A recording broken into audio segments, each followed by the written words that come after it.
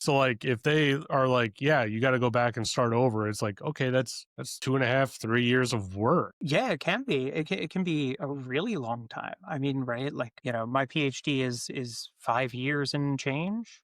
That's pretty average.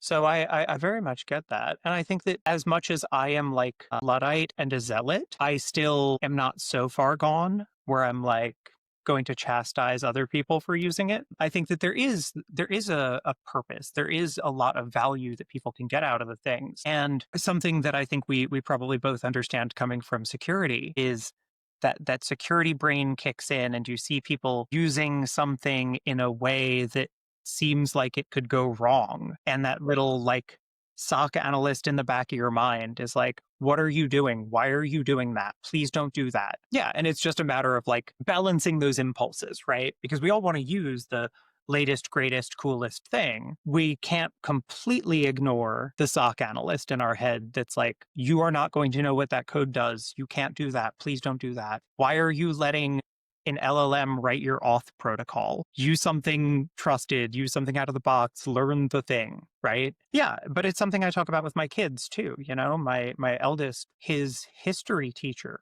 told him to use ChatGPT, that it was like a good tool. And I was like, I don't disagree. But if it ever tells you something that surprises you, just go on Wikipedia, right? Like for all the Yeah. critiques of Wikipedia that anybody can edit it. It's like, I don't know, dude. Have you seen how aggressive Wikipedia? Have you ever tried to edit Wikipedia? You Good gotta go through luck a lot. getting away with it. Yeah. Yeah. So like, that's really my thing is I'm like, use these things in the same way that, when I was a high school student and Wikipedia was brand new and they said, don't use Wikipedia. Anybody can edit it. Well, what trick did we learn? You scroll down to the bottom and you pick the reference and then you go and use the reference, right? And you can do the same thing with a lot of these chatbots is where it's like, why is this like, what's the source for this? Citation needed. And if you can't find a citation that corroborates it, maybe it made it up because that happens, right? So yeah, I think those are the places where we need to be careful. And those are the places where in a security context, these things can get really worrisome. Because I'll give you another example from the research I did for offensive AI con was I was like, yeah, find the vulnerability, like it's this class of vulnerability in this function and give me a working proof of concept. And it gave me what purported to be a working proof of concept. And even though it didn't have access to run anything on the terminal, which is how I knew it was lying, it gave me like a crash dump. It made up a crash dump. It was like, run this, and then this is the output of running that. And it gave me a crash dump. And I was like, you didn't do that. And then I ran the POC and it didn't work. And I was like, if I weren't so keyed in to what it had access to and what it didn't have access to, I might have just believed it, that it found the right, I mean, it found the right vuln because I told it where to find it, but like that it had written a POC that worked and it appeared to have run it, but it just made it up. Because if you were writing, here's the vulnerability, here's the, vuln description, here's the details, here's why it works, and here's a POC, and then here's the crash dump, right? Like if you were writing the vulnerability report, that's how you would write it. So it just gave me what it thought I wanted, or more appropriately, it gave me what I asked for. It just didn't care about whether or not what it was saying was true or false. And so that's the sort of stuff we need to be careful with, is it can be really convincing.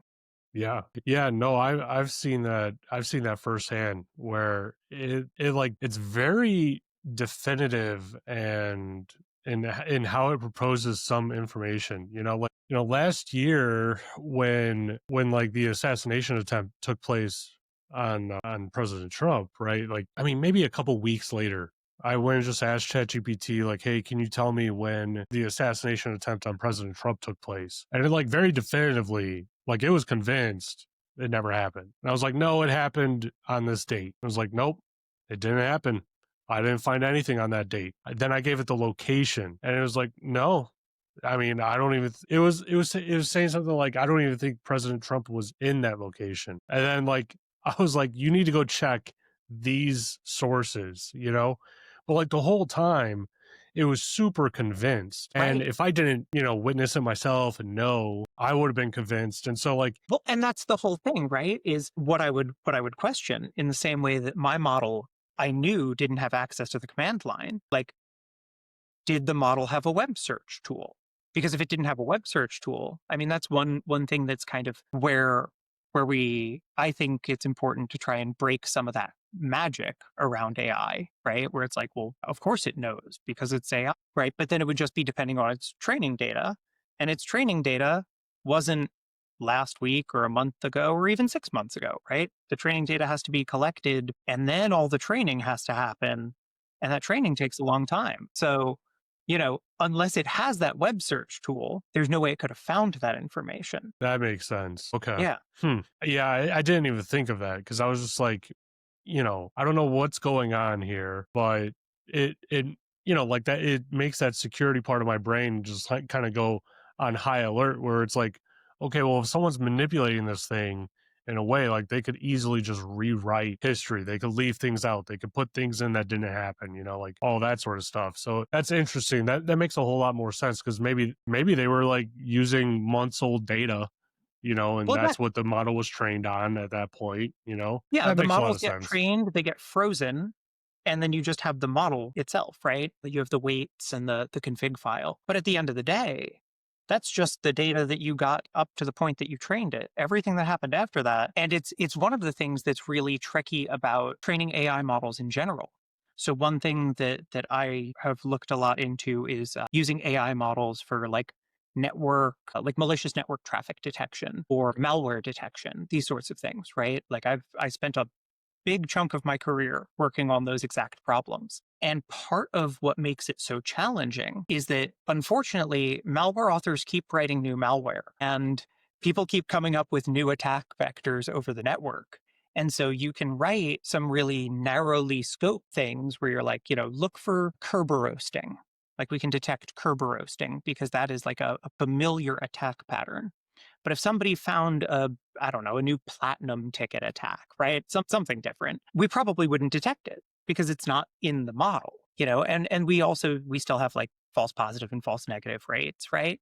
So it's important to be like really thoughtful about that. And if you have a domain like current events or malware detection, where things are constantly shifting, like you're always going to be a little bit behind.